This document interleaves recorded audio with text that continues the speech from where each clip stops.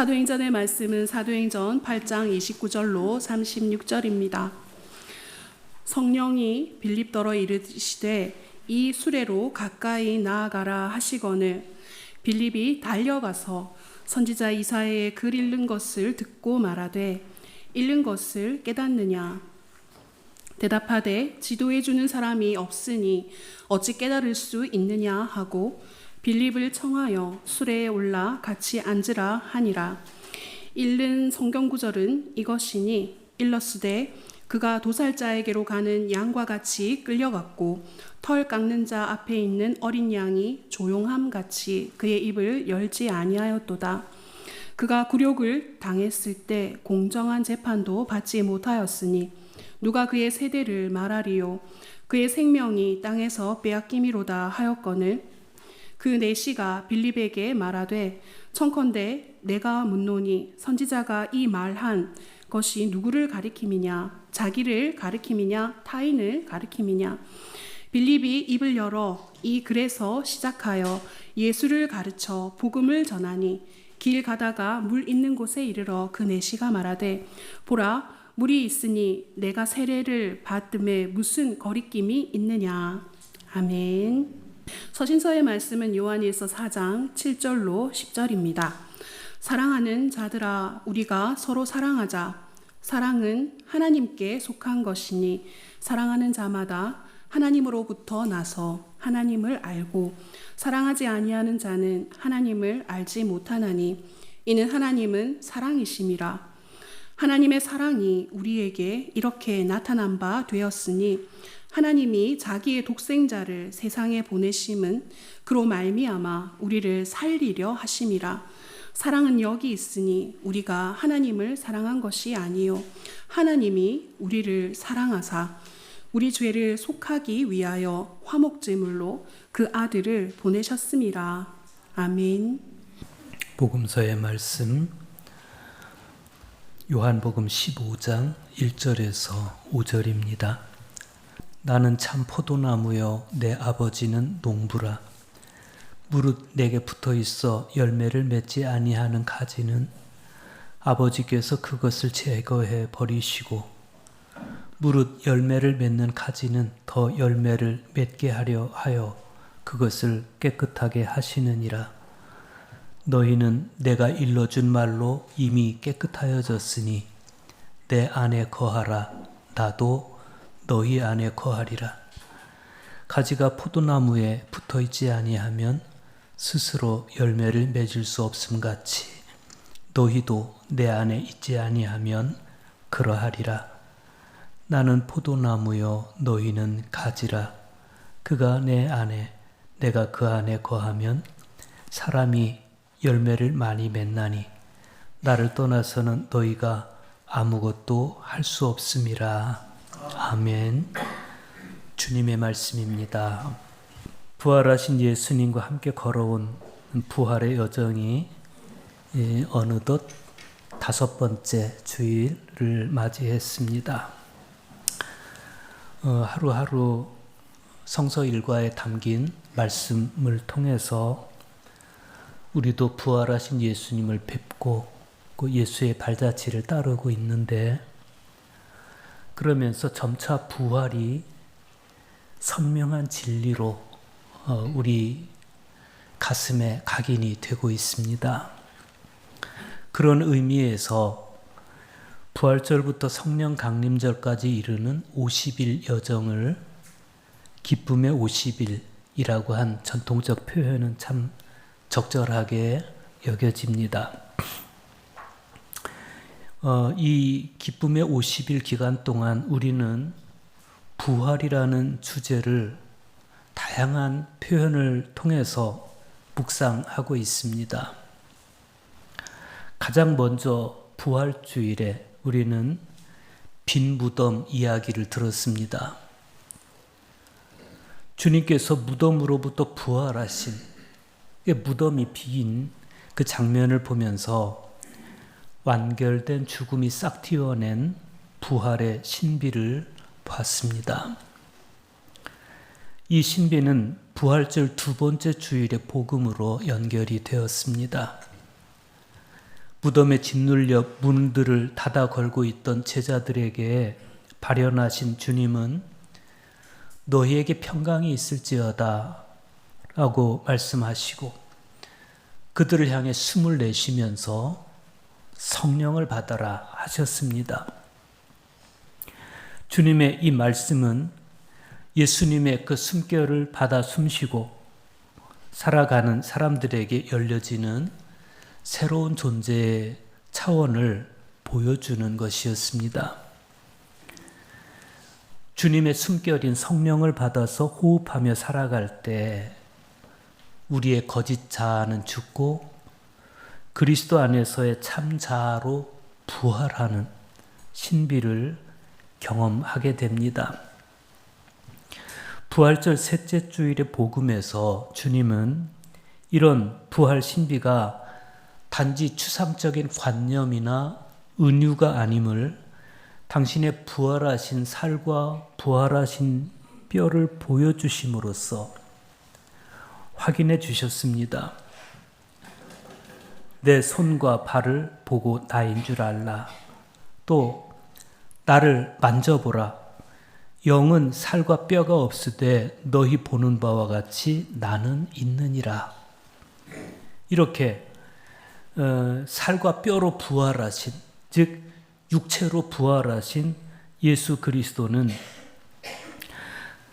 당신을 통해 우리에게 부어지는 그 부활 생명이 우리의 살과 뼈 안에서도 약동하고 있고, 따라서 우리의 몸은 당신의 영이 거하시는 거룩한 성전임을 분명히 가르쳐 주신 겁니다. 그리고 지난주 부활절 넷째 주일의 복음은 예수님께서 우리의 선한 목자이시면서 우리를 위해서 목숨을 버리신다는 사실을 알았습니다.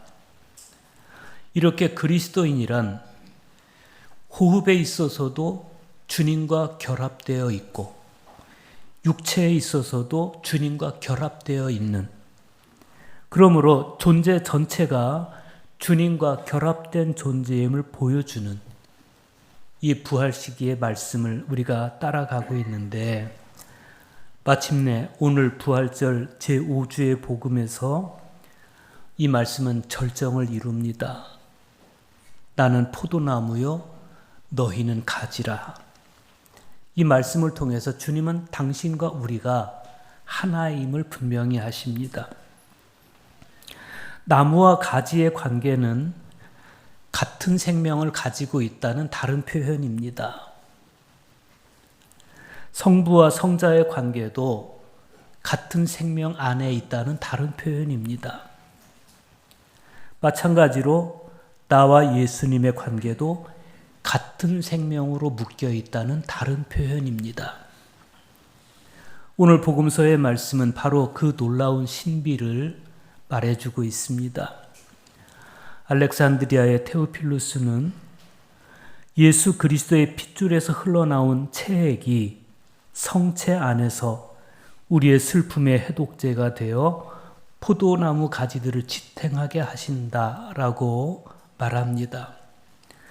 실로 포도나무이신 예수님은 그렇게 당신께 붙어 있으며 또 당신께 힘을 받는 가지인 우리가 당신의 본성에 참여할 수 있도록 마치 나무가 체액을 가지마다 전달하듯이 포도나무이신 당신께로부터 흘러나온 체액을 우리 가지마다 여러분 한 분 한 분마다 흘려보내 주고 계십니다. 오늘 1절 말씀 보십시오. 나는 참 포도나무요 내 아버지는 농부라. 이 짧은 소갯말을 통해서 성부 하나님과 성자 예수님의 역할이 분명해졌습니다. 농부이신 성부 하나님은 땅을 기름지게 가꾸시고 포도나무이신 성자 예수님은 가지를 뻗고 열매가 자라게 하십니다. 그럼으로써 교회라고 하는 밭을 함께 가꾸시는 겁니다. 사실 하나님께서는 구약시대 당신의 백성들이 좋은 열매를 맺지 못해서 가지치기를 당했던 가슴 아픈 기억을 가지고 계십니다. 구약 성경에도 포도원의 비유가 많이 등장합니다. 그런데 선지자들이 선포해 준 구약 성경의 포도원 비유는 하나는 사랑의 표징으로서의 비유이고 하나는 불충의 표징으로서의 비유입니다. 이사야 선지자는 이사야 5장 1절과 2절에서 이렇게 노래합니다. 소위 포도원의 노래입니다. 나는 내가 사랑하는 자를 위하여 노래하되 내가 사랑하는 자의 포도원을 노래하리라. 내가 사랑하는 자에게 포도원이 있으며 신이 기름진 사내로다. 그 땅을 파서 돌을 제하고 극상품 포도나무를 심었도다. 그 중에 망대를 세웠고 또 그 안에 술틀을 팠도다. 좋은 포도 맺기를 바랐더니 들포도를 맺었도다. 그랬습니다. 하나님께서 포도원을 세우셨습니다. 거기에 포도나무를 심고 하나님은 좋은 포도 맺기를 바라셨는데 들포도를 맺었도다 라면서 안타까워합니다. 그런가 하면 에레미야 선지자는 에레미야 2장 21절에서 내가 너를 순전한 종자 곧 귀한 포도나무로 심었거늘 내게 대하여 이방 포도나무의 악한 가지가 되면 어찌 됨이냐 라면서 안타까워합니다. 순전한 종자, 즉 순종 포도나무를 심었더니 이방 포도나무, 잡종 포도나무 열매가 되고 그 가지가 되고 말았다. 이렇게 안타까워하는 거예요. 에스겔 선지자는 에스겔 15장 1절로부터 6절에서 이스라엘을 열매 맺지 못하는 포도나무로 묘사하면서 그에게 돌아올 징벌을 예고하기도 합니다. 열매 맺지 못하는 포도나무는 어떻게 합니까? 잘라버립니다. 어렸을 때 저희 집이 포도 과수원을 했습니다. 그래서 저는 이 말씀을 보면 항상 그때 광경이 생각납니다. 열매 맺지 못하는 포도나무 가지는 가차없이 잘려집니다. 열매 맺는 가지만 포도나무에 붙어서 열매를 더 풍성하게 맺게 됩니다. 이스라엘을 포도원 혹은 포도나무로 표현한 구약성경의 이야기마다에는 하나님의 사랑의 시면과 더불어서 분노와 징벌의 시면도 예감하게 해줍니다. 그래서 구약성경에 나타나는 포도원의 비유는 하나님의 자비의 언약인 동시에 심판의 예언으로 선포되고 있습니다. 시편 80편을 읽다 보면 아삽이 이스라엘의 목자이신 여호와께 바치는 비탄에 찬 기도에서 여호와께서 과거 자기 조상들에게 베푸셨던 은총을 포도나무를 애굽에서 가나안으로 옮겨 심은 것에 견주어서 찬양합니다. 주께서 한 포도나무를 애굽에서 가져다가 민족들을 쫓아내시고 그것들을 심으셨나이다. 주께서 그 앞서 가꾸셨으므로 그 뿌리가 깊이 박혀서 땅에 가득하며 그 그늘이 산들을 가리고 그 가지는 하나님의 백향목 같으며 그 가지가 바닥까지 뻗고 넝쿨이 강까지 미쳤거늘 그랬어요. 여기까지는 감사와 찬양이에요. 하나님께서 한 포도나무를 애굽에서 가져다가 가나안 땅에 심었다는 겁니다. 그래서 포도 넝쿨이 아주 아름답게 그렇게 구성이 되었다. 그런데 이 감사의 찬양이 일순간에 비탄으로 바뀝니다.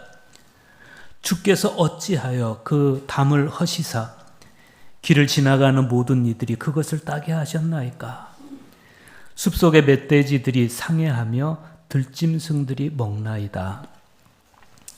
농부이신 아버지께서 돌보시던 포도나무는 어느새 외세의 침략을 받아서 유린되고 이내 황폐해지고 맙니다.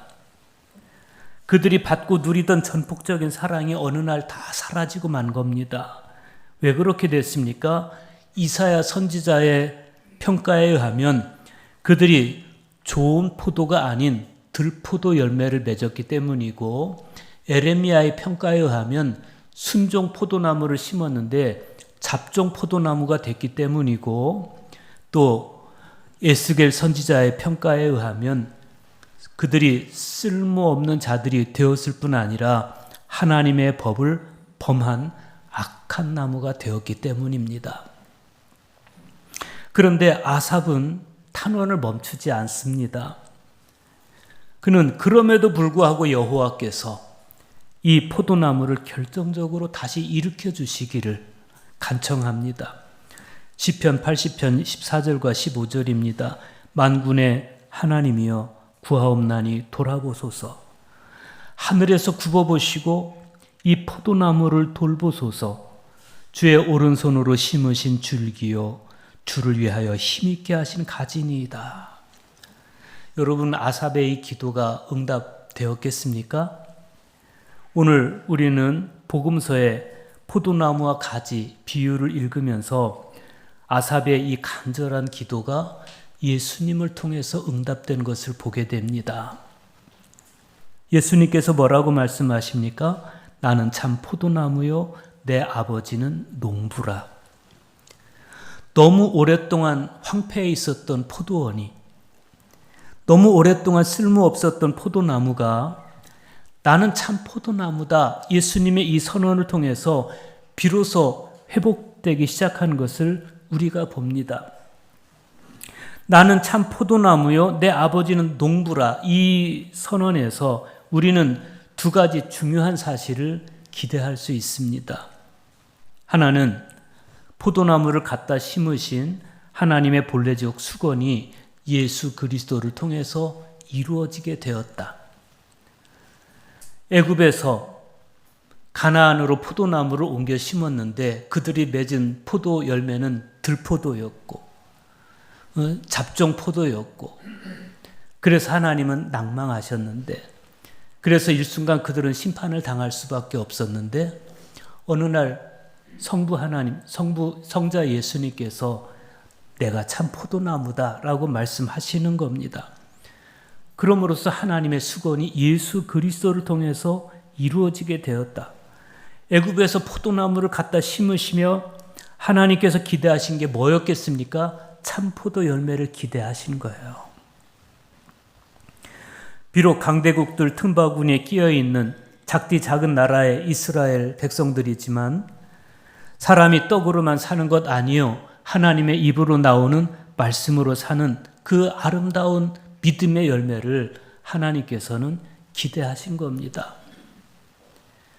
그런데 그들은 순간마다 하나님의 염원을 묵살했습니다. 그들은 오히려 다른 민족이 우리처럼 되게 해 주십시오. 떡을 위해 살아가는 저 강대국들 사람들이 회개하고 말씀으로 살아가는 우리처럼 되게 해 주십시오 라고 기도했어야 되는데, 어느 날 사무엘을 찾아가서 우리가 저들처럼 되게 해 주십시오 라면서 그들은 하나님의 말씀으로 살기를 거부했습니다. 오히려 하나님의 통치를 거부하고 정치와 경제에 밝은 왕을 요구하면서부터 그들은 주변 나라들과 하나도 다를 바 없는 그냥 들포도 같은 존재들이 되어가고 말았습니다. 떡이 아닌 여호와의 말씀에 의지해서 새로운 차원의 삶을 꽃피우는 그런 나라가 아니라 정치, 경제, 군사력에 의존된 풍요를 갈망하는, 심지어 이방 우상들에게까지 풍요를 구걸하는 영락없는 속물들이 되어갔습니다. 그런데 주님께서 뭐라고 말씀하십니까? 나는 참 포도나무요 라고 하십니다. 여기 참 포도나무이신 예수님과 들포도가 되고만 이스라엘 백성들이 극적으로 대조되고 있습니다. 주님은 이제 당신께서 친히 참 포도나무가 되심으로써 성부 하나님의 뜻을 이루시려고 합니다. 장구한 세월 그토록 이루어지지 않았던 하나님의 뜻이 마침내 그리스도 안에서 현실화되고 있는 겁니다. 그런데 여기서 한 걸음 더 나아가서 오늘 말씀에서 우리가 발견하는 또 한 가지 중요한 사실이 있습니다. 그것은 예수님께서 당신 혼자서만 참 포도나무가 되시려는 것이 아니라 우리를 가리켜서 너희는 가지다라고 말씀하시는 겁니다. 그럼으로써 참 포도나무이신 당신께 우리를 결합시키고 있습니다. 나는 포도나무고 너희는 내게 붙어있는 가지라는 겁니다.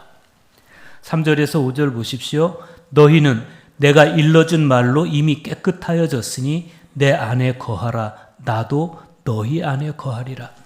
가지가 포도나무에 붙어있지 아니하면 스스로 열매를 맺을 수 없음 같이 너희도 내 안에 있지 아니하면 그러하리라. 나는 포도나무요 너희는 가지라. 그가 내 안에 내가 그 안에 거하면 사람이 열매를 많이 맺나니 나를 떠나서는 너희가 아무것도 할 수 없음이라. 나는 포도나무요 너희는 가지라. 이 말씀은 우리 그리스도인의 정체를 정말 시원하게 밝혀줍니다. 예수님과 우리와의 관계는 둘이면서 하나이면서 둘인 관계입니다. 분명히 예수님은 예수님이고 우리는 우리이지만 그러나 포도나무이신 예수님이 우리를 너는 나의 가지다라고 하심으로써 하나가 되었습니다. 여기에 둘이 하나요 하나는 둘이라는 등식이 생깁니다. 이것이 진정한 그리스도인의 산술법입니다. 열매는 나무에 붙어있는 가지에만 열립니다. 하나는 하나이고 둘은 둘일 뿐이라는 주객분리의 종교 단계는 내적 생명의 결속과 교류가 단절되거나 아예 차단되어 버린 표면적 종교의 단계입니다. 우리 중에는 포도나무이신 예수님께 붙어서 예수님과 우리는 둘이지만 하나라는 등식 안에서 살아가는 분들도 계신가 하면 분명히 주님을 따르기는 따르는데 그냥 표면적 그리스도인에 불과한 주님께 가지가 붙어 있지 않은 그러한 종교인들도 있습니다. 열매를 보면 알게 됩니다. 여기 예수님께서 말씀하시는 열매라는 것은 눈에 보이는 외적 성과물이라든지 업적이라든지 혹은 에고의 성취물이라든지 그런 것이 아닙니다. 참된 포도나무 열매는 영적이고 내적인 영혼의 열매를 말씀하는 겁니다. 그 열매는 우리 삶을 통해 나타납니다. 예를 들어 사랑, 기쁨, 평화, 인내, 친절, 선행, 진실, 온유, 절제 이런 인격의 열매로 보이는 것들이 사실은 성령의 열매라는 거예요. 이런 영적 열매는 둘이 하나요 하나는 둘이라는 신비의 등식을 이해하는 신앙의 사람들에게만 깨달아지는 놀라운 진리입니다. 문제는 그것이 과연 가능하겠느냐? 사람인 우리가 어떻게 감히 하나님이신 예수님과 하나가 될 수 있겠느냐? 그런 면에서 나는 포도나무여 너희는 가지라는 주님의 선언은 비현실로 느껴지기도 합니다. 주님의 이 말씀이 우리 안에 이루어지려면, 그래서 정말 주님이 포도나무이고 우리가 가지가 되려면 몇 가지 조건이 있습니다. 첫째, 준비가 되어 있어야 합니다. 우리 영과 몸이 하나님의 빛을 받아들일 수 있도록 열려진 영적 수준으로 성숙되어야 합니다.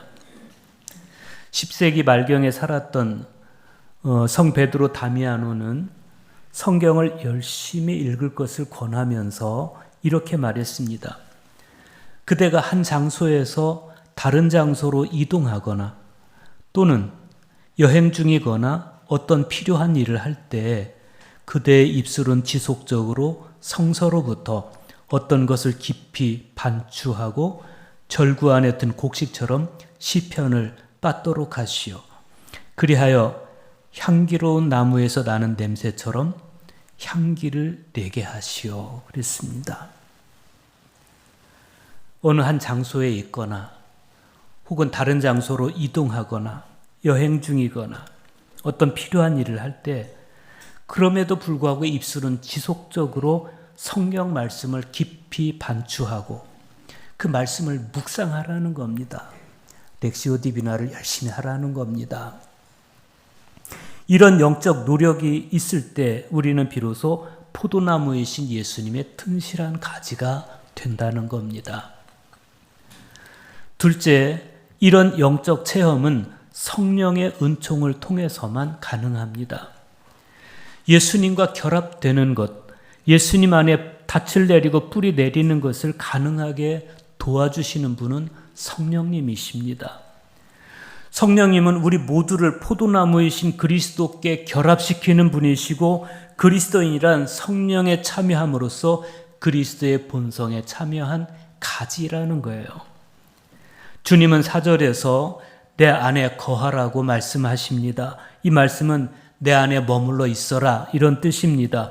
그리스도 안에 머물고 그리스도께서는 나는 그리스도 안에 머물고 그리스도는 내 안에 머무시는 신앙의 신비를 이룬 이 상태가 바로 포도나무와 가지가 연합된 상태이고 그때 비로소 열매를 맺을 수가 있다는 겁니다. 이 4절의 말씀을 요약하면 부활하신 그리스도는 나와 함께 내 안에 나와 더불어 계시다라고 할 수 있겠습니다. 성찬에 참여할 때마다 이 말씀을 가슴에 기억하시기 바랍니다. 주님은 요한복음 56절에서 이렇게 말씀하셨습니다. 내 살을 먹고 내 피를 마시는 자는 내 안에 거하고 나도 그의 안에 거하나니. 오늘 말씀과 잘 연결되는 말씀입니다. 주님의 살과 피를 내 안에 모실 때 우리는 그리스도와의 일치를 이루게 됩니다. 그리고 포도나무이신 주님께 견고히 붙어 있음으로써 비로소 하나님께서 원하시는 열매 맺는 삶이 가능하게 되는 것입니다. 그러면 하나님께서 원하시는 열매는 궁극적으로 무엇을 말하는 것일까? 성경은 사랑이라고 말합니다. 오늘 서신서의 말씀 요한 1서 4장 7절로부터 10절에서 사도 요한은 말씀합니다. 사랑하는 자들아 우리가 서로 사랑하자. 사랑은 하나님께 속한 것이니 사랑하는 자마다 하나님으로부터 나서 하나님을 알고 사랑하지 아니하는 자는 하나님을 알지 못하나니 이는 하나님은 사랑이심이라.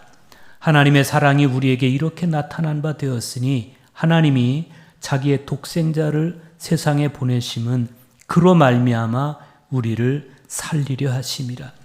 사랑은 여기 있으니 우리가 하나님을 사랑한 것이 아니요 하나님이 우리를 사랑하사 우리 죄를 속하기 위하여 화목제물로 그 아들을 보내셨음이라. 가지가 포도나무에 속해 있듯이 사랑은 하나님께 속해 있습니다. 그래서 사랑하지 않는 자는 요한에 따르면 하나님을 모르는 것입니다. 그는 하나님을 모를 뿐만 아니라 포도나무이신 그리스도께 속하지도 않았습니다. 하나님의 사랑이 그리스도를 통해 나타났듯이 하나님의 사랑이 그리스도인을 통해 나타날 때 세상은 그 열매를 보고 비로소 우리가 그리스도께 속한 가지임을 알게 됩니다. 사도행전에 보면 하나님의 사자가 빌립에게 일어나서 남쪽으로 향하여 예루살렘에서 가사로 내려가는 길까지 가라 이렇게 일러줍니다. 빌립이 가서 보니까 에디오피아의 국고를 맡은 내시가 예배하러 예루살렘에 왔다가 돌아가는 길에 이사야 선지자가 쓴 글을 읽는데 도무지 깨달을 수가 없었습니다.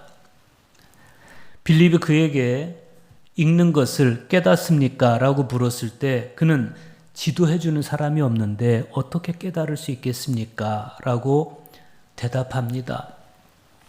빌립이 이사야의 말씀에서 예수님에 관한 복음을 전해줍니다. 그러자 내시가 수레를 멈추고 빌립에게 세례를 받습니다. 한 영혼이 말씀을 깨닫지 못하는 것을 안타까워하시면서 광야까지 빌립을 보내서 말씀을 풀어주시는 성령님이십니다. 하나님의 이 심정을 내 가슴에 느끼지 못하면 우리는 실상 하나님을 모르는 사람입니다. 사도 요한에 따르면 하나님의 사랑은 독생자를 통해 세상에 드러났습니다. 하나님의 사랑으로 오신 분, 그분이 바로 우리의 참 포도나무이신 예수 그리스도이십니다. 오늘 저와 여러분은 어디에 속해 있는 것입니까? 가지가 포도나무에 붙어 있지 아니하면 스스로 열매를 맺을 수 없음 같이 너희도 내 안에 있지 아니하면 그러하리라 라고 주님은 분명하게 말씀하십니다. 말씀을 읽고 묵상할 때, 또 성찬을 함께 나눌 때 정말 내가 포도나무이신 주님께 속한 가지인지, 난 참 포도나무이신 예수님께 가지를 든든히 붙이고 있는지, 우리 자신의 정체에 대해서 성찰을 하시기를 바랍니다.